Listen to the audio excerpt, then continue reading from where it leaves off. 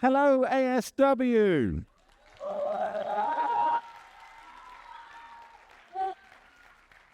One of my favorite places to be, partly because my two little boys are here. Oh, there we go. Eddie and Freddie. And they're actually sitting there. They're in grade 3, but most of you, I think, are in grade 9, 10, 11, 12. And I'm going to talk about the jobs to focus upon in the future, because obviously that's going to be of interest to you.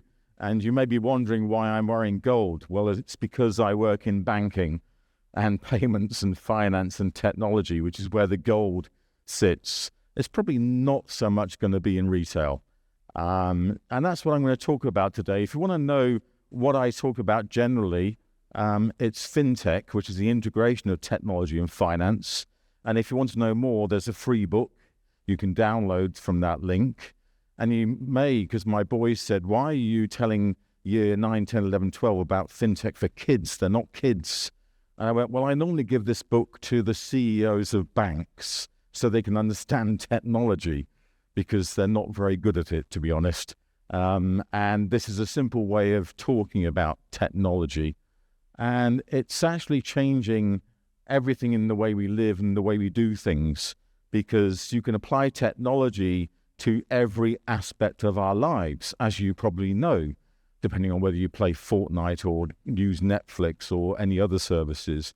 And when it doesn't work, it's very annoying, which is one of the big challenges we have to make sure it's on 24/7.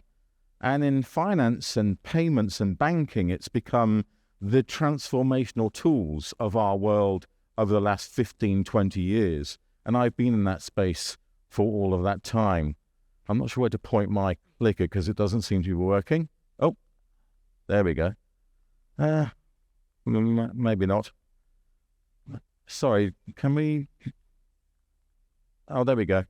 The big thing about FinTech is that it's made our world a space where billions of dollars are being made by hundreds of companies and thousands of individuals over the past 15 years. So this just shows you that globally, the whole financial system is being reinvented by technology, by visionary people who are actually very young people. In fact, many of them year 12, 10, 11, 9. To give you an example, these are some of the biggest game changers in the world, which are what we call challenger banks. And we call them challenger banks because they're replacing traditional banks. And they're replacing them because they are based on technology. And when you look at traditional banks, a lot of their technology dates back 50 or 60 years and is very difficult to maintain, whereas these banks have been created in the last 10 years using today's technologies, which is cloud computing and open systems. And by way of example, Nubank, which has come from Brazil, is valued at about $100 billion, and it only started in 2015, 10 years ago. N26 is a German bank that's doing really well across Europe. If you look at Valo, it's one of the big banks in the USA, along with Chime. And these are all digital-first banks. So they have no branches, no buildings, and a very small number of humans, which makes them very efficient. And that's what technology is doing to change our whole world. Am I bothered? Or are you bothered? Well, you should be, because when you look at your future jobs, this is a space I would say is hot and very good for future jobs. In that an awful lot of FinTech, sorry, I don't know what's going on with these slides, has been created by teenagers who have vision because they understand technology. People like me with silver hair and wrinkles do not understand technology like you do. And that's transforming every industry.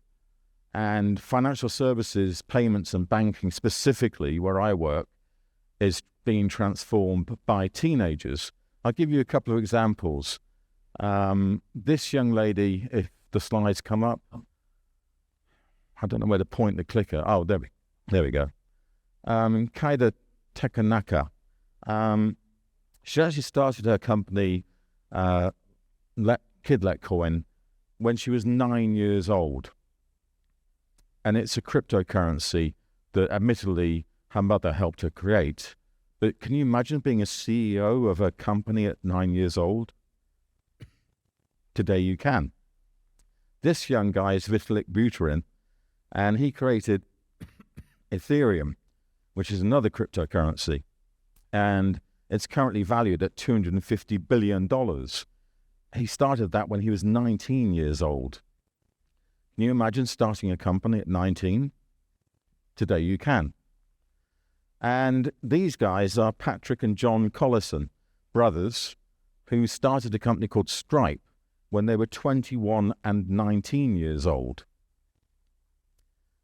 And you can see from the figures, they started in 2010. By 2016, their company was worth almost $10 billion. Today, it's worth over $90 billion. It's where the money is. If you have the vision, if you have the skills, if you have the understanding of how to transform our world with technology. And that's all the skills that I hope you have as you work and then leave ASW. Just to give you a context on that, these are the banks I've dealt with most of my life, the older banks, and they are nowhere near as efficient or as skilled with technology. As you can see, they have thousands of people compared to Stripe, and they're worth half the value compared to Stripe. In fact, Commerzbank is amazingly poor by comparison. Stripe's, effectively 4 Commerzbanks with a quarter of the people. And this is what technology is doing to transform the traditional industrial world. It's that change from the last century of the analog industries to the digital marketplaces that we have today. And behind the numbers, that's what counts. So when I look behind the numbers, there's a whole range of technologies that are starting to emerge that will change all of our lives. And they're already here. We just need to see what's happening with them, like the metaverse, where you move into a virtual augmented world that doesn't exist, but you feel you're there in reality, in it, at that time. When you use virtual reality today, tomorrow it's going to be far more a real reality in the feeling that you have and your relationship with it. The same with mobile technologies. We've got to 5G, we're moving to 6G. We've got things like artificial intelligence dramatically changing everything in the way in which we relate to our world and ask questions. You can write your, final examination using ChatGPT. Why not? Except your teacher will use ChatGPT to find out if you wrote your examination in ChatGPT, so it starts getting confusing. And quantum computing and other technologies. I'm really interested in artificial intelligence because that's something that's been bubbling for a long time. I find it funny because some people say artificial intelligence is OWL because they read it wrong, but it's not OWL, it's AI, artificial intelligence. And it's worth billions. And this is a massive space where everyone's future jobs will be created. So if you're looking at your future job, focus on artificial intelligence. It dates back to the 1940s, 50s, and in fact the Turing test was one of the first questions around artificial intelligence, which is when will we have a technology that actually appears like it could be a human? And I think we're there today. There's several levels of artificial intelligence. We started with basic artificial intelligence that could do one job, like play chess. Today, we have generative AI, which means that it's actually far more human-like. It can actually talk to you as though it's human. Tomorrow, we'll have super artificial intelligence, and then we'll have what's called the singularity. And the singularity is when effectively technology is better than the human brain, which sounds kind of scary. But I don't think it is. It's actually the direction we're heading in over time. And it makes us be able to do more things that we want to do. When I say over time, I say it's not something new. It started in the 1950s. I was dealing with artificial intelligence in the 1990s. And over the last 2 decades, it's just got better and better and better. And there's lots of things that show that. I don't know where to point this clicker because it doesn't seem to be working. Today, AI solves problems that used to take 10 years in 2 days, or problems that took 7 years in 2 days. It's making our world far easier and more efficient. And within the financial markets, which is where I work, there are hundreds of new companies that are using these technologies to make the world easier and better and faster and more efficient and lower cost. In fact, if you combine that with quantum computing, it gets really interesting because quantum computing can do a problem that took billions of years in a second. So you've got AI and quantum computing working hand in hand to do problems that took billions of years in a second at a fraction of the cost of what it would cost today. And bearing in mind that these problems we used to have to deal with humans is transforming our world. JP Morgan, one of the big banks, said that the problems that they solve today would have taken 350,000 hours of a human time before. So they can solve something in a second that took 350,000 hours of human time. Massive changes. And ChatGPT I mentioned, and one of the companies behind ChatGPT, or the founders behind ChatGPT, were these 3 guys. And you may have heard of Elon Musk. Have you heard of him? He's pretty famous. You may not have heard of Reid Hoffman and Peter Thiel, but these 3 guys were the guys who created PayPal, and they're called the PayPal Mafia. And they've done really well because they've invested and created a whole range of other companies over the years, along with the other founders, which is Steve and Jeremy. And when you look at the future jobs, you look at the numbers. You know, these guys are worth billions. And where did it come from? Technology and finance, which is where I work. That's why the Right Honourable President Donald Trump is really into technology and in particular cryptocurrency. And that's something that I spend a lot of time talking about because cryptocurrencies are transformational. And, you know, if you haven't spent time with them, they could replace national currencies. They could replace the US dollar. And I think if Donald Trump gets his way, it probably might. You've also got this thing called CBDC, which is central bank digital currencies. You've got centralized versus decentralized finance. Because what's actually happening is the internet doesn't recognize borders or countries. It's global. It connects all of us as a network of the world. And the network of the world is now making a decision to say, we will work as a network connected to decide what's of value to us. It's not the US dollar or the euro or the Chinese yuan. It's what we decide is of value, which could be Bitcoin or Ethereum or Dogecoin or whatever coin you feel is the one you want for your life. The world is changing rapidly. And as a result, we all need to think different. And so when we think of the jobs of the future, and I think about it in the context of finance and banking and payments and technology, but you might want to have a job on spacecrafts instead of airlines, because that's going to be the next generation of big job creation. We will be traveling to the moon and Mars. We already are. So what's your thinking? You know, when I think about thinking different, money is just created. It's been invented as something that came out of someone's head. And we only trust the money that we use because we trust the people or the government that's behind it. Who do you trust? That's a big question. And you think about time. Time is really interesting because it's just an invention. Right now, you know what the time is, but that time is here.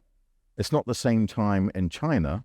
In fact, if you go around China, which is a huge country, the time stays the same, whether you're in the east or the west of China. And then you leave China and suddenly it's 3 hours ahead.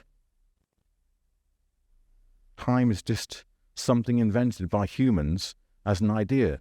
And the same with borders and countries, like Poland does not exist. It's just been invented. If you look at the history of Poland, it's changed so many times in terms of its borders and structures, it doesn't exist. It's just a creation. And when I look at the future, therefore, I would say there will be a lot of jobs, a lot of new jobs, and particularly jobs around artificial intelligence, because the AI machines can only produce what we tell them to produce. So you have to train them, you have to maintain them, you have to sustain them, you have to explain them. Otherwise, what's the point of them?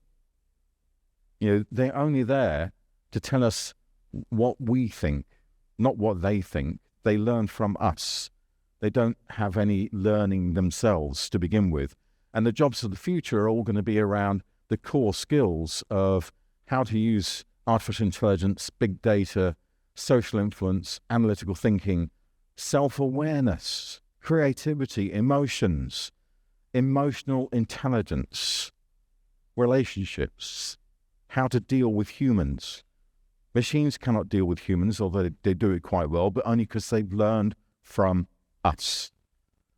And the final thought is basically the only thing that's constant is change.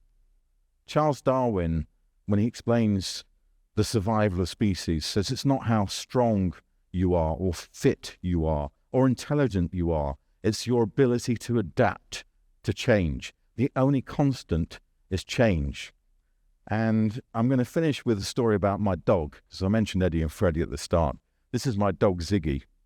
And when we got the dog, it's a pandemic puppy, and I didn't like him because I'm a cat person. And I didn't realize that I ended up being his dad because I walk and feed him every day. And he was a complete pain in the back because, he scratched and chewed everything. He peed and pooed everywhere. He was being completely awful. It eventually has become very,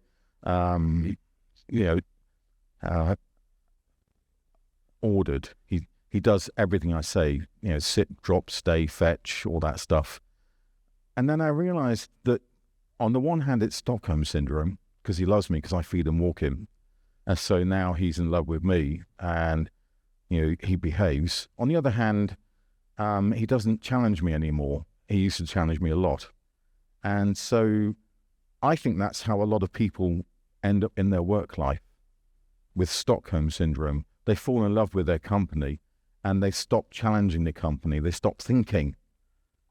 And that's what I would promote and, say to all of you as you go into your work lives, which is don't accept the company as normal. Challenge everything.